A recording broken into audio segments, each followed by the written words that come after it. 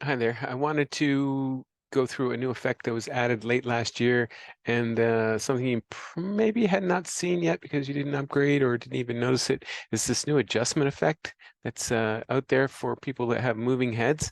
So let's go to it. I'm going to assume that you have got your moving heads already set up. You probably have a bunch of moving heads, 1 through 6. You may even have these other single strand effects set up for your dimmers, pan, tilt, etc. So let's go with that. I'm going to drop in a DMX effect here and just drag it out a little bit. I'm going to crank up the shutter and the dimmer. And just because it's really easy to see with a tilt, I'm just going to play with the tilt. Same thing happens with pan. So there's tilt. You can see it's going to go from the extreme to one extreme to the other, right? It's going from all the way from the horizontal left to the horizontal right. Right. All right.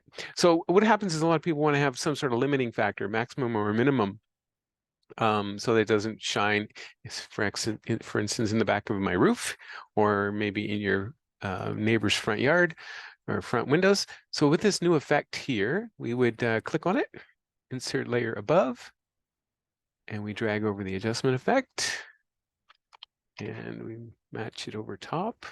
By default, it already has canvas mode set, which means it's like a blending mode. So if you see that on there, leave that on there.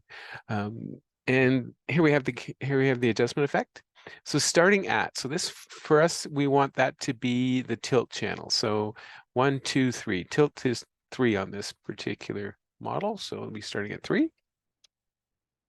Nth channel, you want that to be set to basically the number of channels you have in your moving head, 16. And the count, I'll cover that later. For this one, you'd leave it at 0, which means the entire moving head. All right. So there's the basic settings. Now here are the choices you have. Adjust by value. That would say I want to add 5 to everything, or -5, or 10, whatever. Percentage would say I want to add 5% to every value or subtract 10%, etc. Minimum and maximum, that would be if you want to set the lowest range that it can come down to. So it can come down as low as this. And then maximum would be obviously the opposite, is you want you want it to set the maximum of how far to go. So let me go back here. So there's minimum, there's maximum, then there's set range if you want to do both a min and a max. All right.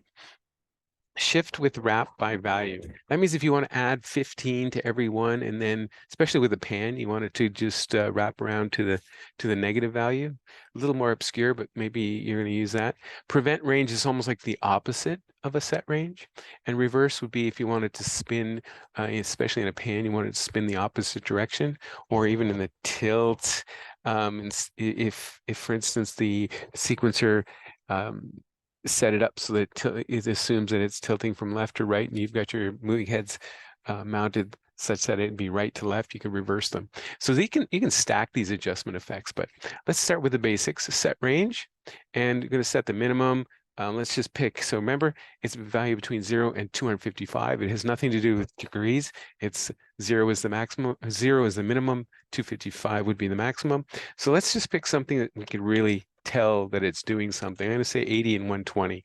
So it may come close to these blue lines that I drew up there, but I could be off. But let's see how that works.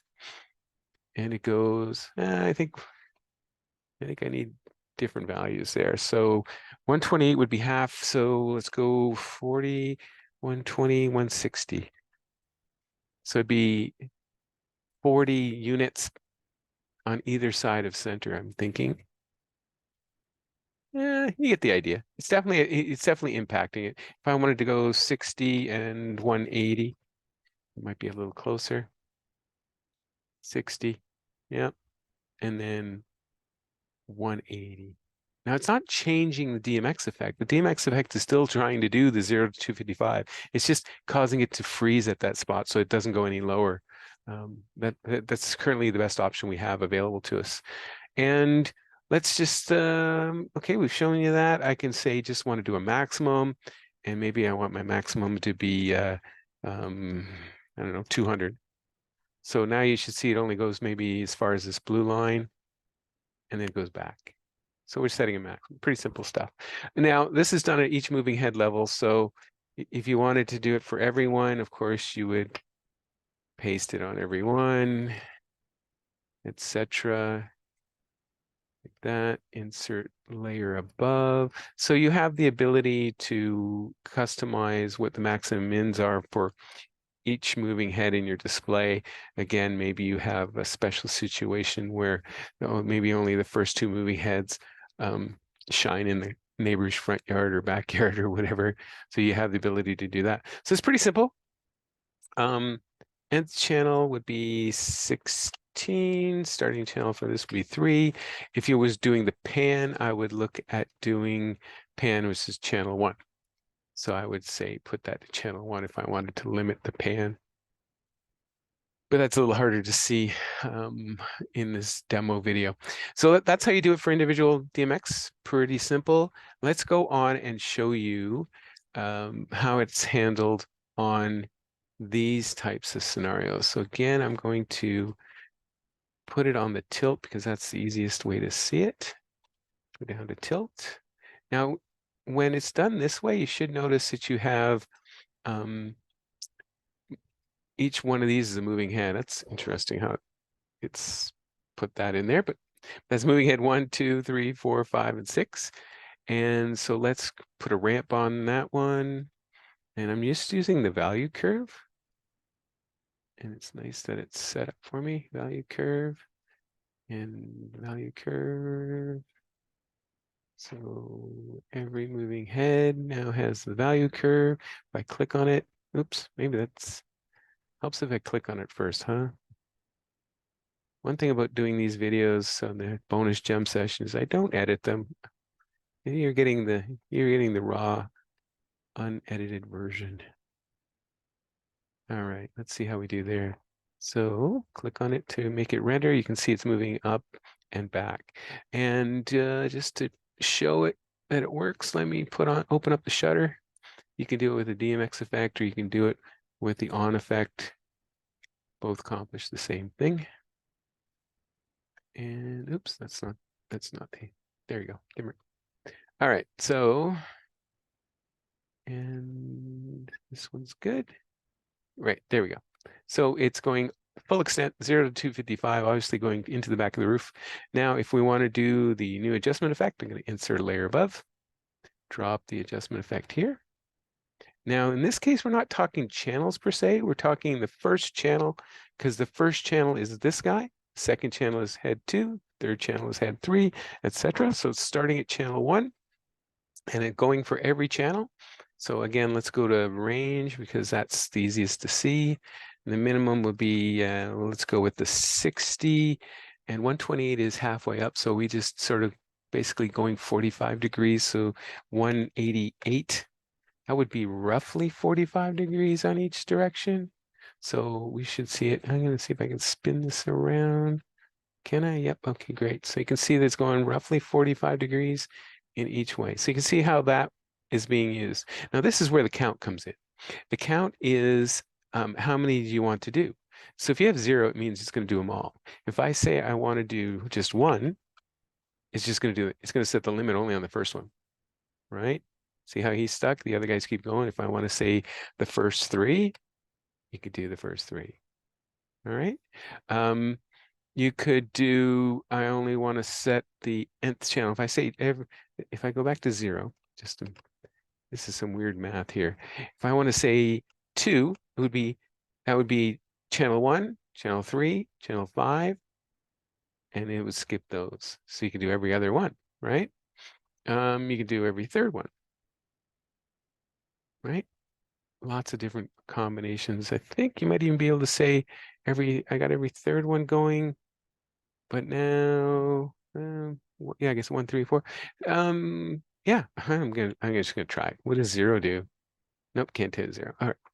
So if I do every other one, and I want to do the first 2, there you go.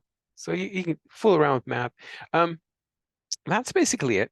Let's go with reverse. Let me see if I can do reverse here. So if I was to insert another layer above, add an effect here. There we go. I'm going to scroll down. What if we want, I don't know why you'd want to do this, but you could. And one there, and I'm going to just reverse that one guy. So just to prove a point here, you can reverse this guy and make him operate the opposite of everything else. So again, maybe you've got a moving head that is a different vendor's moving head. Maybe their left to right tilt is opposite the other one. Maybe you just mistakenly mounted it on your roof the wrong way, in which case you needed to flip it around. You don't have to muck about with the DMX effects at all. You're just adding this adjustment effect. Now, honestly, I haven't been able to get it to work at the group level. So just use it either on these single strand effect versions, which I call the Tom Bedgeorge method, or on the individual DMX effects, which is more like a PPD method. And that should get you along the road to creating these new max and min limiting values on your moving heads. And before I end the video, I'm just going to quickly show you the moving heads so that you understand what I'm talking about. So moving head tilt created a single strand effect that's 6 strings long because there's 6. I have 6 moving heads. You put in individual start channels, and I have moving head 1, 2, 3, 4, 5, 6. And in this case, I'm doing tilt, so it's channel 3, 3, 3, 3, 3, 3. If I click on this and click on the triple dots, you'll see exactly what I'm talking about. You see I'm start of model moving head 1, and then start channel 3, which is my tilt channel. And similarly, I would have my pan, which is moving head 1 through 6, channel 1, 1, 1, 1, 1, all the way through. So there you go. There's a new effect called the adjustment effect in one of the later releases of 2023 and obviously in 2024 as well. I hope this helps you understand a little bit about this new effect. If you have any questions, come see us in the Zoom room. If you have any bugs or issues with this, let us know as well. It's still quite new and not tested all that well in real life. So let us know what your experience is. See if there's any new improvements that you need on it. But again, see you in the Zoom room. Talk to you later.